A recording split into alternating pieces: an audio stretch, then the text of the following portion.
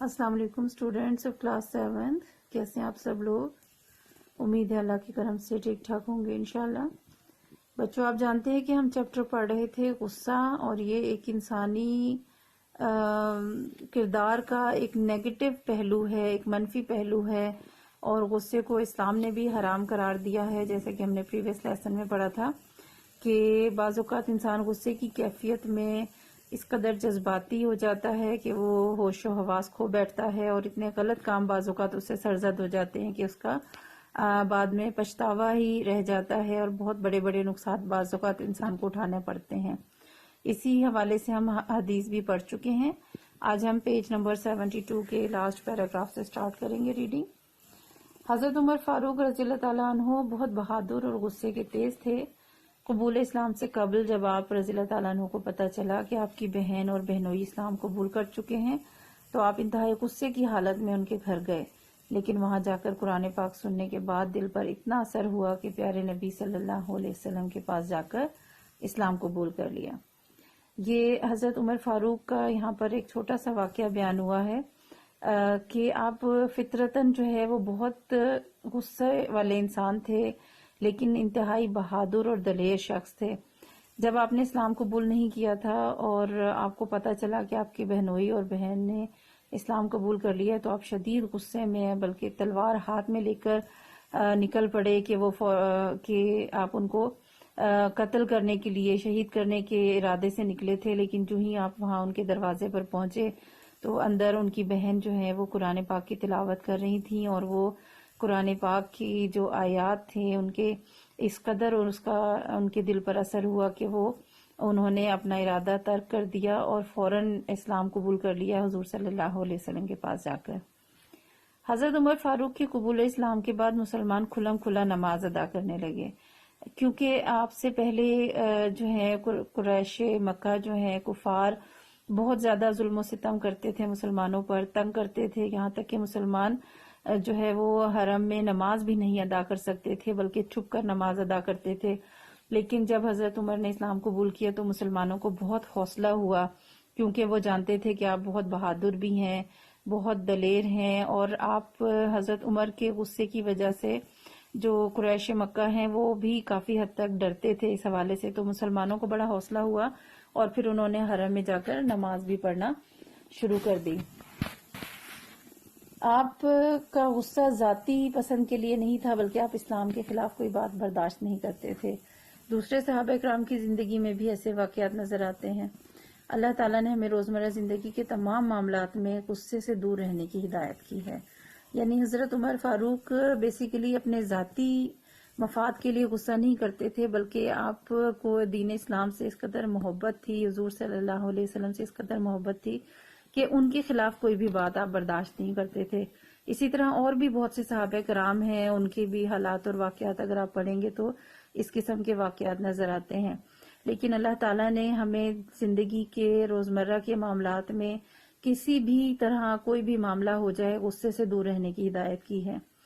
اللہ تعالیٰ نے قرآن پاک میں فرمایا ہے وَالَّذِينَ يَجْتَنِبُونَ كَبَائِرَ الْإِثْمِ، والذینہ اور وہ لوگ جو یجتنبونا دور رہتے ہیں، کبائر، کبائر کہتے ہیں بڑے بڑے کو، کبیرہ جیسے ہوتا ہے نا لفظ ہم پڑھتے ہیں، اسم کہتے ہیں گناہ کو، کبائر الاسم گناہ کبیرہ، والفواحش اور بے حیائی سے، وہ لوگ جو بڑے گناہوں سے اور بے حیائی سے دور رہتے ہیں. وَإِذَا مَا غَضِبُهُمْ اور جب انہیں غصہ آتا ہے، یغفرون تو وہ بخش دیتے ہیں، درگزر کرتے ہیں.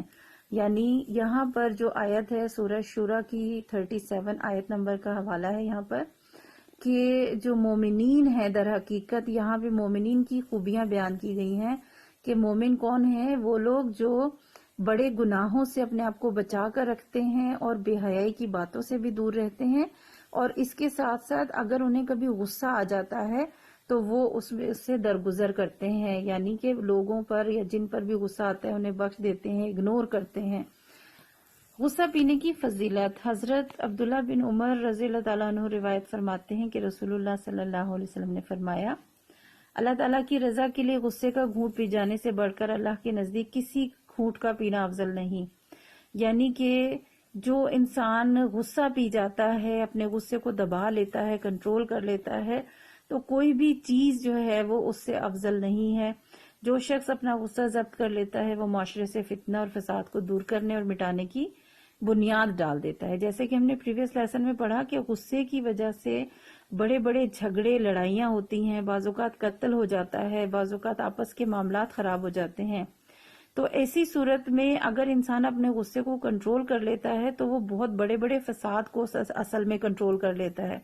اصل در حقیقت وہ بہت بڑے فتنے سے بچ جاتا ہے، بہت بڑے قتل و غارت سے، ایک معاملے سے، ایسا معاملہ ہونے سے بچا لیتا ہے، بنیاد ڈال دیتا ہے کہ معاشرے میں ایسا کوئی لڑائی جھگڑا نہ ہو سکے. تو جو بھی شخص، جو بھی انسان اپنے غصے کو پیتا ہے تو ایسے مشروب سے بڑھ کر یہ غصہ جو ہے یہاں پر ایک مراد ہے، جیسے کوئی مشروب، کوئی شربت ہو، کوئی پینے والی چیز ہو. تو اگر کوئی شخص غصہ پی جاتا ہے تو اس کا مطلب ہے کہ وہ کوئی بھی چیز جو ہے وہ اس سے زیادہ افضل نہیں ہے، اور معاشرے میں بڑے سے بڑے فتنے اور فساد کو روکنے کی ایک جو ہے وہ بنیاد فراہم کر دیتا ہے. غصے کی وجوہات، عمومی وجوہات، عام طور پر معمولی باتوں پر جو غصہ آ جاتا ہے وہ کون سی وجوہات ہوتی ہیں؟ بعض اوقات اگر ہم اپنے ارد گرد جائزہ لیں تو ہم دیکھتے ہیں کہ عام طور پر لوگ معمولی باتوں پر غصہ کرتے ہیں. مثلا والدین نے کسی غلط بات پر بچے کو ڈانٹ دیا تو بچہ غصے میں آ کر دوست کے گھر چلا جاتا ہے، حالانکہ یہ بڑا نیگیٹو ایٹیٹیوڈ ہے.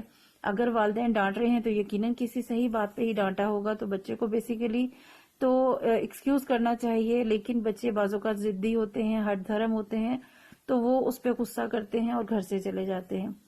کھیل میں ہارنے والے کھلاڑی خواہ غصہ کرتے ہیں، حالانکہ غصہ کرنے سے ان کی ہار جیت میں تو نہیں بدل سکتی.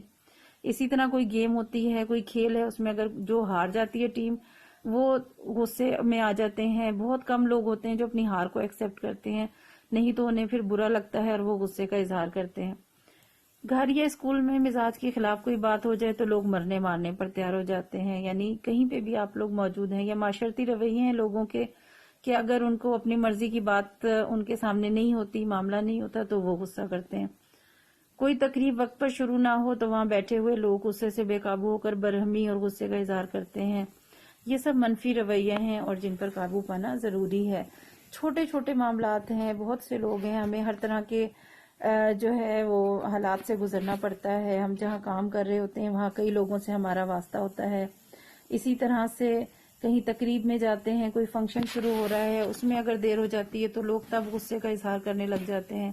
تو یہ ایک جو ہے منفی رویہ ہے، اور اس کے لیے کوشش یہ کرنی چاہیے کہ آپ ان چیزوں کو اوائڈ کریں. اور ایسے موقع پہ جب آپ کو لگے کہ اس طرح کے معاملات ہیں اور غصے کی کیفیت پیدا ہو رہی ہے تو کوشش کرنی چاہیے کہ استغفار کا ورد کرنا شروع کریں. جیسے کہ ہم نے شروع میں پڑھا تھا کہ یہ شیطانی عمل ہے اور شیطان ان چیزوں کے لیے اکساتا ہے انسان کو.